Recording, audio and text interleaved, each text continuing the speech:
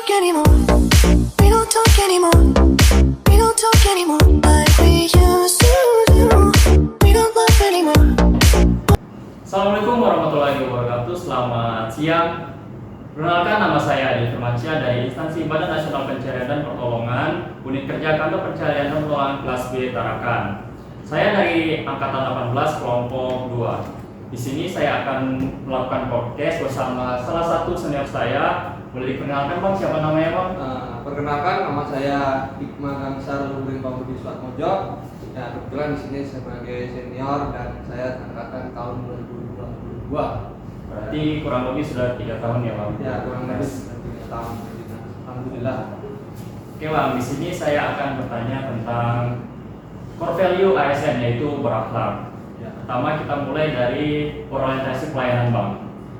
Menurut Abang nih, kan kita sebagai seorang rescuer atau seorang basarnas, ketika menerima laporan dari luar, bagaimana kita cara menanggapinya Bang? Jadi begini, saat kita menerima laporan dari luar itu kan biasanya ada banyak. Iya Bang. Nah, rata-rata kejadian di lapangan yang saya alami selama 3 tahun itu laporan itu nggak serta-merta orang pasti datang ke sini. Ada yang datang ke sini, Iya. ada juga laporan dari potensi. Kita kan ada potensi itu kan banyak, ada BPBD, dari polisi, dari TNI. Kadang biasa laporannya, Mas ini ada laporan seperti ini, seperti ini, seperti ini. Nah, sebelum kita menindaklanjuti itu, kita kan ada SOP-nya. Nah, kita tampung data korban, siapa, di mana, terjadinya seperti apa. Nah, itu kalau kita tampung dulu data-datanya, habis itu kita konsultasikan kepada atasan. Bagaimana? Itu sudah A1 atau belum? Misalnya sudah A1, baru kita persiapkan alat sama alur. Seperti itu. Bang. Tapi saya penasaran nih Bang, untuk di kantor Tarakan kan Abang sudah 3 tahun dinas nih. Apakah pernah ada laporan dari warga atau dari potensi kita tidak terima Bang? Tidak ada. Tidak ada. Walaupun seperti apapun, seperti itu, apa misal ada laporan seperti apa, kita itu harus menuju lokasi. Karena di sana itu pasti banyak masyarakat yang menanyakan kehadiran Basarnas di sana. Seperti itu. Ya, terima kasih Bang. Kemudian kita masuk ke sifat ASN yang kedua Bang, yaitu akuntabel. Nah, jadi pertanyaan saya itu Bang, ketika Abang diberikan tugas, bagaimana Abang menjalankan tugas itu dengan penuh tanggung jawab Bang? Jadi begini, ketika kita diberikan tugas, misal kita tidak bisa melaksanakannya atau mungkin kita bisa. Nah, ketika kita bisa, pasti kita langsung mengerjakan sampai selesai. Ketika kita tidak bisa, kita menanyakan dulu apa yang menjadi halangan apa kita saat mengerjakan. Contoh saya dulu kan sebagai humas.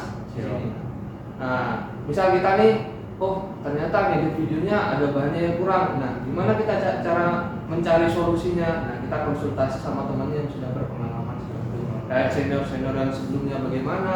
Nanti pasti dikasih masukan di situ. Nggak mungkin kita nggak diberi nggak diberi masukan seperti itu.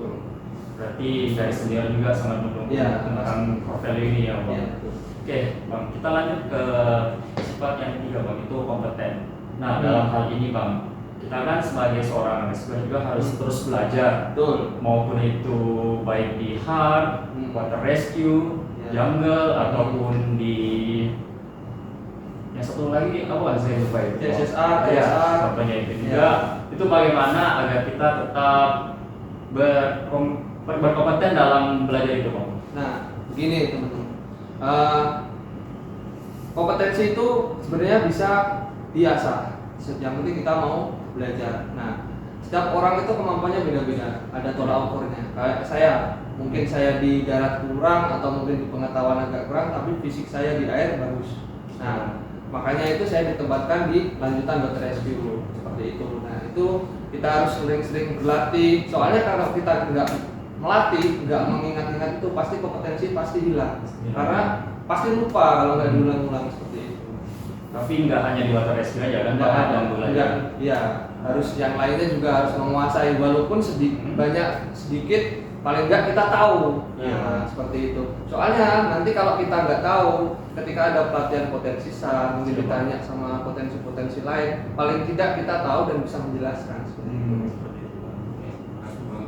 Kemudian kita lanjut ke sifatnya itu Bang, harmonis Bang. Kan kita di sini bukan hanya bekerja sendiri Bang, perlu juga bekerja tim, menyapa satu sama lain. Nah, abang nih di lingkungan kantor, Hmm. seperti apa sih bang caranya menyapa atau bekerja dalam tim saat operasi maupun saat di kantor bang?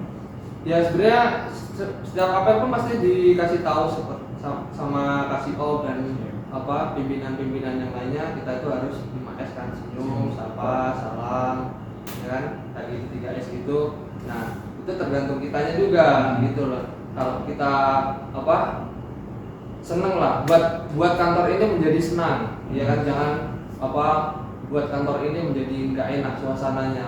Makanya kita terapkan senyum, sapa, salam, ya kan, ngobrol sama teman-temannya, kasih masukan, ya ketawa-ketawa gitu, biar di kantor itu betah.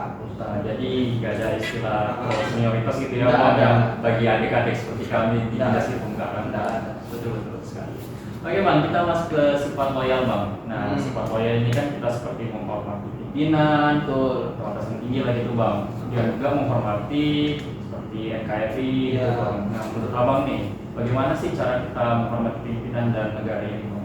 Jadi begini, kalau menghormati pimpinan dan negara dalam konteks loyalitas, dengan kamu bekerja sungguh-sungguh, kamu apa menerapkan ilmu-ilmumu di lapangan, kamu menyelesaikan tugasmu, itu salah satu bentuk loyal juga, seperti itu. Jadi kalau kamu disuruh pimpinan, tolong ini di gini, kamu selesaikan tugas itu, ya itu salah satu bentuk loyal juga.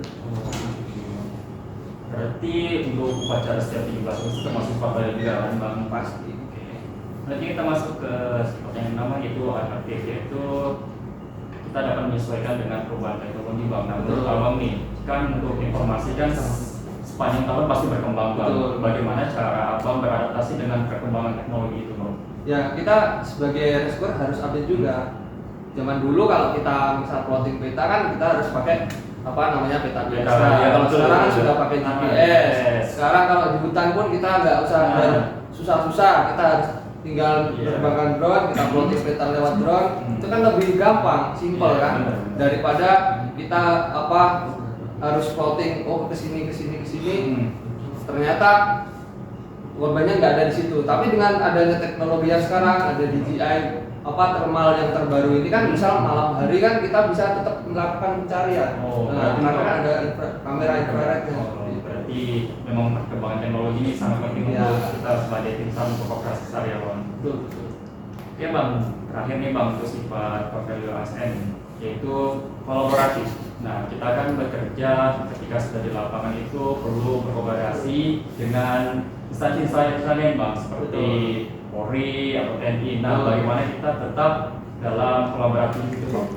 Nah, kalau kolaborasi ini memang di lapangan itu sangat penting sekali. Karena kenapa? Waktu di lapangan nanti kita pasti yang kalau mau memimpin operasi SAR pasti Basarnas. Nah, kita kan pasti mengikutkan yang namanya potensi-potensi. Nah, kita kan meninggalkan ego sektoral. Bagaimana operasi SAR ini tetap terlaksana, berjalan lancar.